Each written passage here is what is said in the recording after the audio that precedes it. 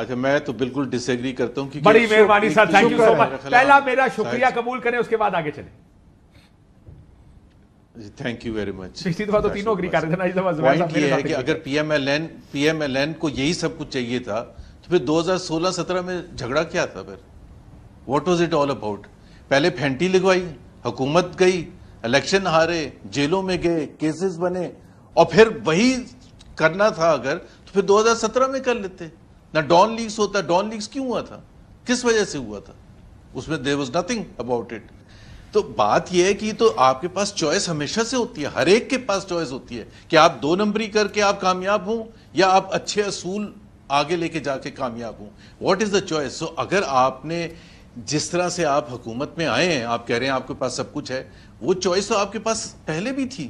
But why did you not exercise that choice? 1993 میں غلام اسحاق سے پھڈا کیوں کیا تھا؟ You had a choice. وہ جو غلام اسحاق کہہ رہے تھے تو آپ کو وہ فارغ ہی نہ کرتے. 99 میں مشرف صاحب سے پھڈا کیوں کیا تھا اور ملٹری آپ نے رول لگوا لیا. 30 سال آپ نے ایک سیاست کی, سولین بالادستی کی سیاست کی. اب آپ نے آگے کہا نہیں سوری, اب ہم نے پاور پالیٹکس کرنی ہے. And whatever it takes to gain power. But please understand, P M L N is not just about Mian Nawaz Sharif اور شہباز شریف یا Maryam Nawaz. P M L N has to survive also in the long run. So اگر پاکستان میں جمہوری اصول رہے اور جمہوریت آگے گئی تو پی ایم ایل این کا کوئی فیوچر نہیں ہوگا. ہاں اگر اس قسم کی چیزیں کر کے آپ دوبارہ پاور میں آ گئے 17-20 سیٹیں لے کے, وہ تو کوئی بھی آ سکتا ہے. اچھی باتیں کریں.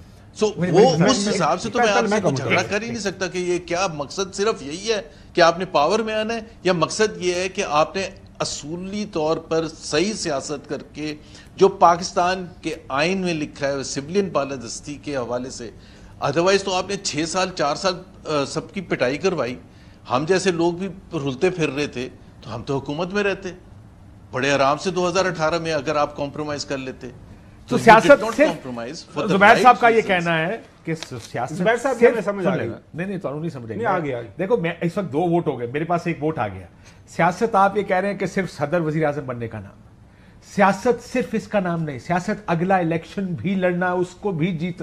It is about popularity also, کہ آپ ریلیونٹ رہیں اپنی سیاست کے ساتھ, irrelevant نہ ہو جائیں اپنی سیاست کر کے. That's what good politics is.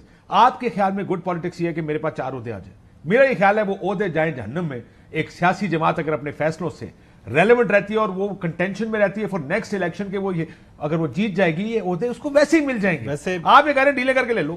بہت ادب 20 سیکنڈ اس کے بعد پھر 30 سیکنڈ سے. چلو اچھا, آپ سے بھی ادب کے ساتھ اور زبیر صاحب کے بھی کے ساتھ انتہائی ادب کے ساتھ 2013 کے انتخابات کے بعد جب پہلی دفعہ میری ملاقات ہوئی تھی زبیر صاحب سے, بورڈ آف انویسٹمنٹ کے چیئرمین تھے. ہی واز ویری ایکسائٹیڈ, ہم نے یہ کرنا ہے وہ کرنا ہے, کچھ کرنا شروع کیا. وہاں سے ان کو چینج کیا, پرائیویٹائزیشن میں لے گئے.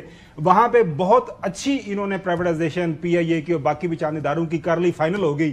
پھر پی ایم ایل این کے آگے یار ایک بندہ آ گیا ہے, یہ کو کم کرنا سی آنے ایسی تو کچھ اور کرنا آنے ہیں. ان کو پھر ہٹا دیا گیا, وہ سارے کام انہوں نے کیے, پیچھے چلے گئے. زبیر صاحب معصوم آدمی ہے, ان کو اب پتہ چلا ہے کہ پی ایم ایل این یہ پاور پالیٹکس کرتی ہے. بھائی جو لوگ پی ایم ایل این کو جانتے ہیں ٹھیک ہے نا, پھر لڑتے کیوں تھے؟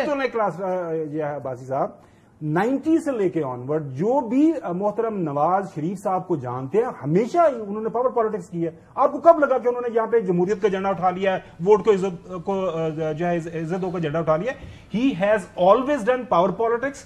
کبھی کہیں ناکامی ہو جاتی ہے, کہیں کامیاب ہو جاتے ہیں, لیکن میں نے پی ٹی آئی کی پارٹی سے بات کی, بڑی اچھی بات کی. وہ ہمیشہ اچھی ڈیل لے لیتے ہیں, انہوں نے اچھی کامیابی کے ساتھ آگے بڑھے.